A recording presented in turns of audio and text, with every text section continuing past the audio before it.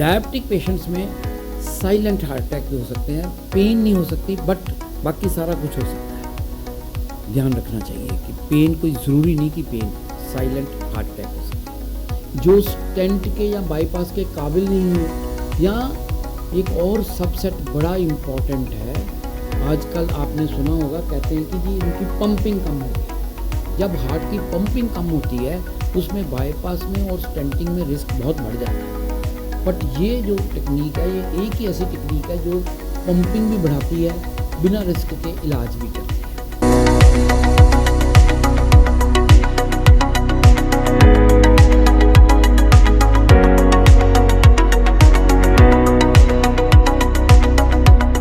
सत श्री अकाल। आज वर्ल्ड हार्ट डे है। जैसा कि हम सब जानते हैं, बच्चे के पैदा होने से पहले दिल धड़कना शुरू कर देता है और जिस क्षण ये दिल धड़कना बंद करता है तो हम समझते हैं कि इंसान की मौत हो गई है। आज हम आए हैं रिनाउंड डॉक्टर बलराज गुप्ता के हॉस्पिटल, रतन हॉस्पिटल में। आइए जानते हैं डॉक्टर साहब से कि दिल की बीमारियां क्यों होती हैं, किसको होती हैं और इसके लक्षण क्या होते हैं। Good evening doctor Gupta.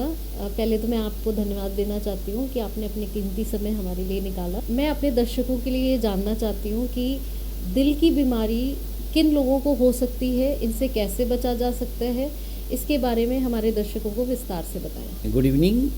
मैं तो पहले आपको ये कहना चाहता हूँ कि मैं आपका धन्यवाद करना चाहता हूँ कि आपने मुझे मौका दिया कि मैं लोगों को हार्ट अटैक से बचने का कुछ उपाय बता सकूं। दोस्तों, मैडम ने भी बताया कि ये पैदा होने से पहले धड़कना शुरू हो जाता है और ये जब तक धड़कता है तब तक ही आप जिंदा हैं। तो दिल का जो प्रॉब्लम है वो, इसमें दो तरह की चीज़ें। दिल का काम क्या है कि दिल ने ब्लड को सर्कुलेट करना है सारी बॉडी में। सारी बॉडी से खून, जिसमें से ऑक्सीजन निकल जाती है, गंदा खून जिसको बोलते हैं, वो right side of the heart पे जाता है। वहाँ से राइट वेंट्रिकल से लंग्स में जाता है। लंग्स में जो ब्लड जो वो प्योरीफाई होता है, कार्बन डाइऑक्साइड निकल जाती है, ऑक्सीजन आता है। फिर वो लेफ़्ट साइड में आता है, लेफ़्ट एट्रियम में, और लेफ़्ट वेंट्रिकल में जाके वो फिर सारी बॉडी में ब्लड जाता है। हार्ट के अंदर ब्लड है, पर ये जो ब्लड है हार्ट इसको यूज़ नहीं कर सकता। इसके जो मसल, एक मसल है हार्ट जो है पंप करता है, इसके लिए कॉर्नरी आर्टरीज होती हैं जो ब्लड सप्लाई करती हैं मसल को। दोस्तों, यहीं से किस्सा शुरू होता है।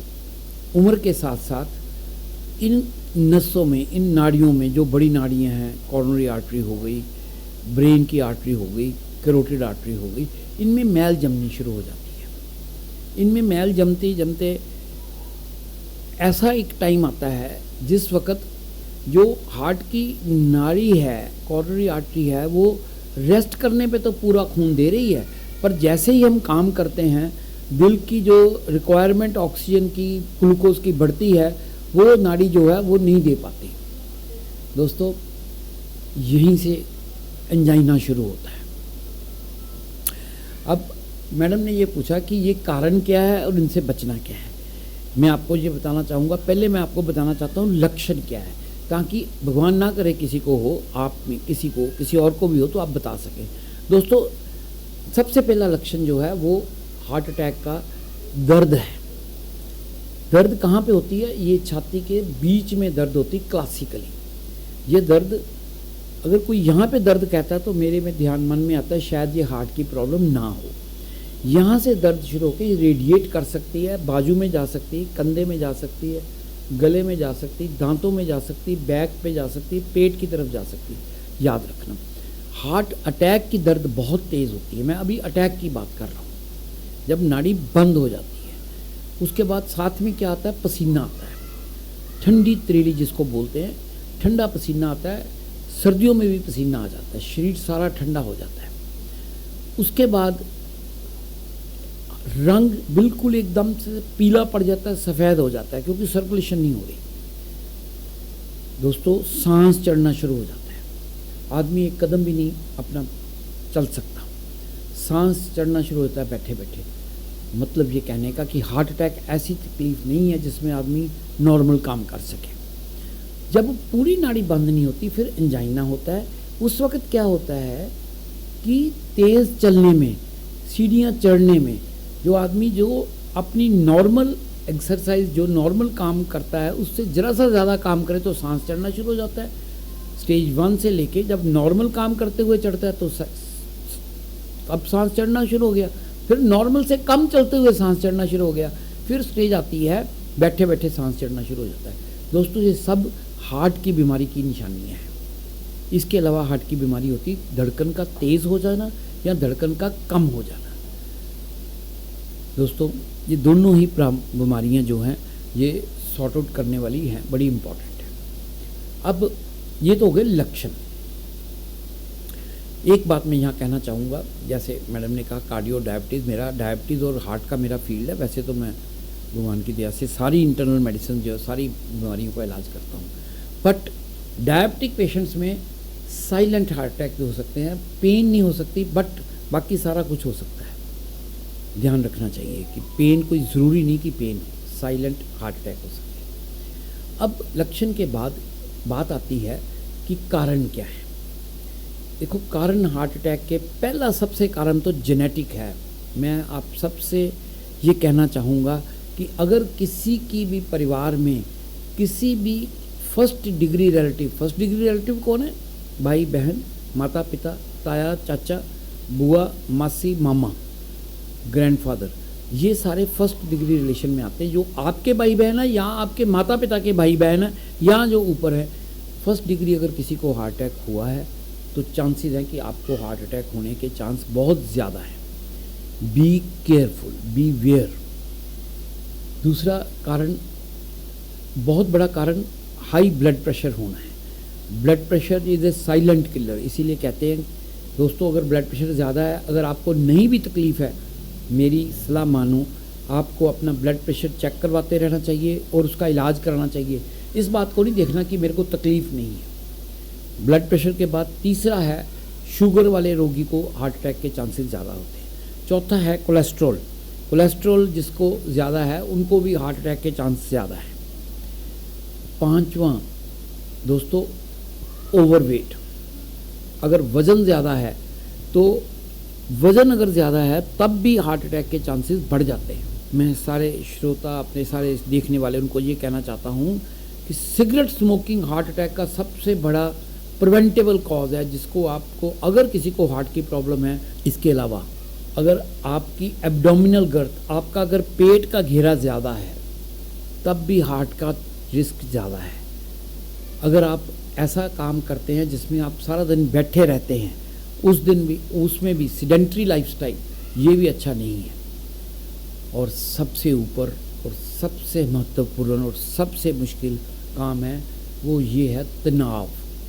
दोस्तों तनाव भी हार्ट अटैक का एक ज़रिया बनता है। मैं आपसे ये बात साझा करना चाहता हूँ कि तनाव से मुक्त ज़िंदगी किसी की नहीं है, मेरी भी नहीं है, और भी मेरे को आज तक कोई नहीं मिला जिसकी तनाव मुक्त है। हम तनाव मुक्त ज़िंदगी नहीं जी सकते, बट हमें तनाव के साथ कैसे, उसके साथ हमने उसको मैनेज कैसे करना है, उसको हमें, उसकी जो है आर्ट है जो वो सीखना पड़ेगा। ये बहुत ज़रूरी है। दोस्तों ये तो कारण हो गए, इसके अलावा कुछ और भी कारण होते, मैं उनमें नहीं जाना चाहता। मैडम ने कहा था कि कैसे पता चले कि हार्ट अटैक है। दोस्तों हार्ट अटैक पहले तो सिम्टम्स हैं।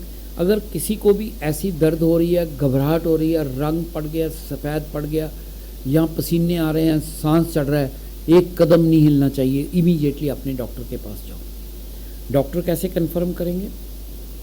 ईसीजी सबसे सिंपल टेस्ट है, हर जगह पे आज ईसीजी अवेलेबल है। ईसीजी से 90% से ऊपर हार्ट अटैक की जो है पोजीशन पता लग जाती है। एक चेक है, कई बार ईसीजी में चेंजेस आने में वक्त लगता है। अगर डाउट है तो डॉक्टर आपका इलाज शुरू कर देगा, ईसीजी दोबारा रिपीट करेगा।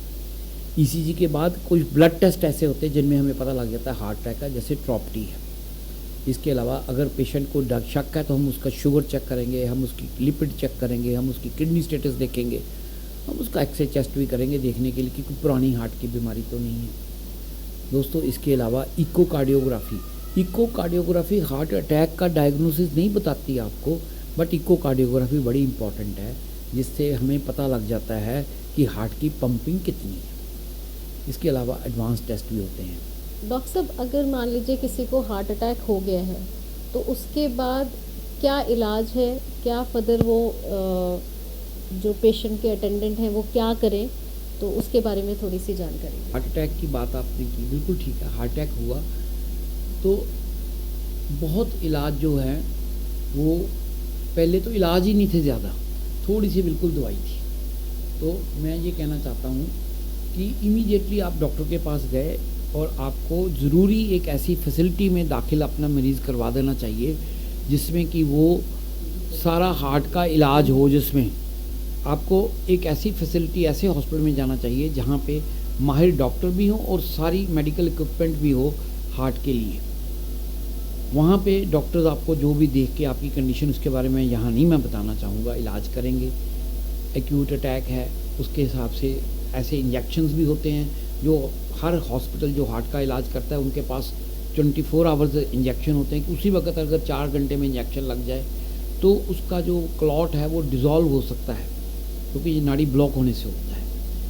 फिर उसके बाद उसका ट्रीटमेंट करके डॉक्टर्स डिसाइड करेंगे कि हमने एंजियोग्राफी अभी करनी है या हमने पहले मैनेज करके फिर करना है। देखिए इसका जो इलाज, जो इसकी जो क्यूरेटिव ट्रीटमेंट है मेडिसिन से भी हो जाता है, बट जैसे मैंने इंजेक्शन का बताया। अदरवाइज़ एंजियोग्राफी में हमें पता लगता है कि कौन कौन की नस बंद है। उसके बाद डिसाइड करते हैं हम कि हमने बाईपास सर्जरी करनी है या हमने ये जो स्टेंटिंग करनी है। ये हैं प्रोसीजर्स। डॉक्टर साहब, आजकल सुनने में आ रहा है कि ऐसी कोई नई टेक्निक आई है जिसमें मरीज को स्टेंट या बाईपास कराने की ज़रूरत नहीं पड़ती और उस टेक्निक से उसको आराम मिल जाता है। इसके बारे में कुछ हमारे दर्शकों को बताएं। बात कर रहे हैं, बिल्कुल ठीक है। ये आप EECP या ECP की बात कर रहे हैं। ये जो टेक्निक है हम पिछले 15 साल से यहाँ पे अपने रतन हॉस्पिटल जलंधर में कर रहे हैं। ये बहुत अच्छी टेक्निक है, ये अमेरिकन टेक्निक है। और अच्छी बात ये है कि अमेरिका की जो एजेंसी है FDA, USA FDA, वो जो है इसको मान्यता दी हुई है। अमेरिका में सारी इंश्योरेंस कंपनीज जो हैं वो इसको रीइंबर्स भी करती हैं। मतलब मेरा ये कहने का है कि FDA, एक गोली भी अमेरिका में बिना FDA की अप्रूवल के नहीं बिक सकती। वो उन्होंने लोगों के लिए, हार्ट के लिए इस टेक्निक को उन्होंने मान्यता दी हुई है। ये टेक्निक, इसमें हमें एंजियोग्राफी की भी ज़रूरत नहीं है, कि डॉक्टर देख के डिसाइड कर सकते हैं कि लेफ़्ट मेन वेसल तो नहीं है। इसमें हम एक मशीन के ज़रिए लोगों को, नेचुरल बाईपास इसको बोलते हैं, हम इसकी सिटिंग्स हैं, 50 मिनट की एक सिटिंग है। कफ लगाते हैं नीचे, घुटने के नीचे, घुटने के ऊपर और कमर में। उसमें सीक्वेंशली देखो, हार्ट का काम है दिल धड़कना, खून पंप करना, भरना, पंप करना, भरना। जब ब्लड हार्ट भरता है ब्लड हार्ट में, तब पंप जो है, इनमें कफ जो है उनमें हवा बढ़ती है, खून का जो वापस खून आ रहा है हार्ट को वो बढ़ जाता है। जब ज़्यादा हार्ट को खून आएगा तो ज़्यादा हार्ट पंप करेगा। जब पंप करता है तो हवा निकल जाती है, एकदम से वैक्यूम होता है, तो हार्ट को पंप करने में आसानी होती है। जैसे खून ज़्यादा आता है, कॉर्नरी आर्टरीज में भी खून जाता है। मैं लोगों को समझाता हूँ, ये वैसा ही तरीका है जैसे कि कोई फ्लश वगैरह बंद हो जाए तो उसको कोई ज़ोर से नहीं निकालते। उसको क्या करते हैं, वो एक लगा के धीरे धीरे उसको लगाते रहते, करते रहते, धीरे धीरे करके वो खुल जाता है। मैं दोस्तों आपको बताना चाहता हूँ, इससे नाड़ियाँ खुल जाती, नई नाड़ियाँ बन जाती, तभी इसको नेचुरल बाईपास सर्जरी जो है वो कहा गया है। ये एक बहुत सेफ प्रोसीजर है। बहुत लोग जो उनकी एज ओल्ड हो गई है, जो बहुत वीक हैं, जिनके पहले बाईपास हो चुकी है, जिनके पहले स्टेंट पड़ चुके हैं, जो स्टेंट के या बाईपास के काबिल नहीं है, या एक और सबसेट बड़ा इम्पॉर्टेंट है, आजकल आपने सुना होगा, कहते हैं कि जी इनकी पंपिंग कम हो गई है। जब हार्ट की पंपिंग कम होती है उसमें बाईपास में और स्टेंटिंग में रिस्क बहुत बढ़ जाता है। बट ये जो टेक्निक है, ये एक ही ऐसी टेक्निक है जो पंपिंग भी बढ़ाती है, बिना रिस्क के इलाज भी करती है। जो आप बात कर रहे हैं ये एक बहुत ही अच्छी टेक्निक है, जिसमें दाखिल होने की भी कोई ज़रूरत नहीं, कोई ऑपरेशन नहीं है, कोई कट नहीं है, कोई दवाई नहीं। पर मैं आपको आगाह करता हूँ, इसके साथ साथ अगर आपको शुगर है, ब्लड प्रेशर है, कोलेस्ट्रॉल की है, कोई दवाई आपने बंद नहीं करनी। ये प्रोसीजर करने से सारी दवाइयों की मिकदार कम हो जाएगी। यहाँ पे एक और चीज़ है कि क्योंकि ये सारी बॉडी की सर्कुलेशन को ठीक करती है, मैं अपनी प्रैक्टिस में देखा और लिटरेचर में भी कहा गया है कि ये किडनी फंक्शन को भी इम्प्रूव करती है, ब्लड प्रेशर को कम करती है, लोगों की इंसुलिन की डिमांड कम हो गई है। दोस्तों हाँ, आपने सही सुना, जिनको इंसुलिन लग रही है उनको ईसीपी लगाने से इंसुलिन की ज़रूरत कम हो गई, क्वांटिटी कम हो गई, कईयों की छूट गई है। ये बहुत अच्छी टेक्निक है। मैं ये चाहता हूँ कि आप कोई भी जटिल प्रोसीजर कराने से पहले आप डॉक्टर से सलाह लें, ऐसे डॉक्टर से सलाह लें जो ईसीपी भी करता है, या आप लिटरेचर में पढ़ें। आजकल तो नेट पे सब कुछ है, तो हम इसको जानकर समझकर फिर हमें अपना डिसीज़न लेना चाहिए। बताया कि जिन पेशेंट्स की सर्जरी नहीं हो सकती उनके लिए ये बहुत मददगार टेक्निक है। तो जिनको अभी सर्जरी की ज़रूरत नहीं है, क्या ये उनको भी फ़ायदा पहुंचा सकती है? जो आपने बात कही, बड़ी अच्छा क्वेश्चन किया। मैं ये कहता हूँ कि अगर जिनमें कुछ नहीं हो सकता उसमें भी फ़ायदा है, तो जिनमें सब कुछ हो सकता है उसमें तो फ़ायदा देगी ही देगी है। आजकल अमेरिका में तो बहुत हॉस्पिटल, बड़े बड़े हॉस्पिटल की बात करता हूँ, मैं नाम नहीं लेना चाहूँगा यहाँ, वो तो ये कहने लग गए हैं कि पहले जो है ट्राई ही ईसीपी करनी चाहिए, फिर उसके बाद स्टेंटिंग, अगर कोई डायर इमरजेंसी नहीं है तो। सेकेंडली बिल्कुल फ़ायदा है। ये मेरे को एक पेशेंट मेरा याद है, उसने कहा कि डॉक्टर साहब आप कहते हैं इतना फ़ायदा है। मेरे पुराने पेशेंट थे, उनके 2 भाइयों की बाईपास सर्जरी हुई थी। वो कहते कि अगर मैं पहले ही हमने उनकी सीटी एंजियो करवाई, उसमें ब्लॉकेज आई, बिल्कुल उन्होंने शुरू करी, देन ही सेड कि मेरे को तो ऐसे लगता था कि मेरे से तो ऊपर जाना, मेरी फैक्ट्री का ऑफिस ऊपर था फर्स्ट फ्लोर पे, वहाँ तक मेरे को, मैंने चढ़ना ही बंद कर दिया, ऑफिस नीचे ले आया। कहता जब से मैंने ईसीपी करानी शुरू करी है, मेरे को एकदम से मैं सीढ़ियाँ चढ़ना शुरू हो गया हूँ। सो दोस्तों मैं ये कहना चाहता हूँ कि आप पहले तो अपने हार्ट का ख्याल रखें। अगर ज़रा सा भी सांस की बीमारी है, अगर आपकी उम्र 40-50 साल से ऊपर है, अगर आपको शुगर है, अगर आपको दमे की शिकायत नहीं है, या दमे की दवाई से आप ठीक नहीं होते, ध्यान रखना ये हार्ट की वजह से आपको सांस चढ़ सकता है। ये इलाज बिल्कुल कारगर है, और जिनमें स्टेंटिंग या बाईपास हम करवा भी सकते हैं, करवाने से पहले हम ये ले सकते हैं। डॉक्टर साहब पहले तो बहुत बहुत धन्यवाद इतनी महत्वपूर्ण जानकारी हमारे दर्शकों के साथ साझा करने के लिए। इस वर्ल्ड हार्ट डे के उपलक्ष्य में हमारे दर्शकों को रतन हॉस्पिटल और आप क्या सुझाव और सहूलियतें देना चाहेंगे? सुझाव तो मेरा यही है कि अगर आपको शुगर, ब्लड प्रेशर है, अगर आपका कोलेस्ट्रॉल ज़्यादा है, अगर आपका वेट ज़्यादा है, अगर आपके किसी भी फैमिली मेम्बर फर्स्ट डिग्री उसको हार्ट की प्रॉब्लम है, तो आप अपने दिल के बारे में सतर्क रहिए, बहुत इम्पोर्टेंट है। अगर किसी तरह का भी कोई, भगवान ना करे किसी को हो, कोई तकलीफ़ लगती है, तो इमीडिएटली किसी भी आसपास में जो भी अच्छे कोई डॉक्टर हैं, उनसे, जो हार्ट के डॉक्टर हैं, ज़रूर अपना जांच करवाइए। जहाँ तक सहूलियत की बात है, मैं तो एक ही बात कहूँगा कि आपने कहा है तो हम इसके बारे में सोचते हैं। हम एक कॉम्प्रिहेंसिव पैकेज देना चाहेंगे कि जो भी अपनी जांच करवाना चाहता है, जिसमें कि हम सारा blood test, X-ray, ECG, TMT और कलर डॉपलर हार्ट का स्कैन है, जिसमें आम तौर पर जो समझ लो सारे जो लगते हैं पेमेंट, पैसे जो लगते हैं आमतौर पर खर्च 5,000 के करीब होते हैं, हम वो 3,000 से भी कम 2,900 रुपये में ईसीजी, टीएमटी, सारे ब्लड टेस्ट, एक्सरे और कलर डॉपलर स्टडी हम जरूर दर्शकों चाहेंगे, ताकि अपने वो स्वास्थ्य की जांच कम पैसे पे करवा सकें। अगर किसी को कोई तकलीफ़ हो तो वो वहाँ से फॉलो अप कर सकता है। सब आपका बहुत बहुत शुक्रिया। दर्शकों मैं आपको बताना चाहती हूँ रतन अस्पताल के बारे में। यहाँ के सीनियर डॉक्टर बलराज गुप्ता, जो कि मशहूर हैं अपने सटीक डायग्नोसिस के लिए। अस्पताल में हर तरह की सुविधा, जैसे fully equipped ICU, CCU, ventilators, oxygen plant, 24 घंटे एक्सरे, 24 घंटे लैब, 24 घंटे इमरजेंसी की सुविधा उपलब्ध है।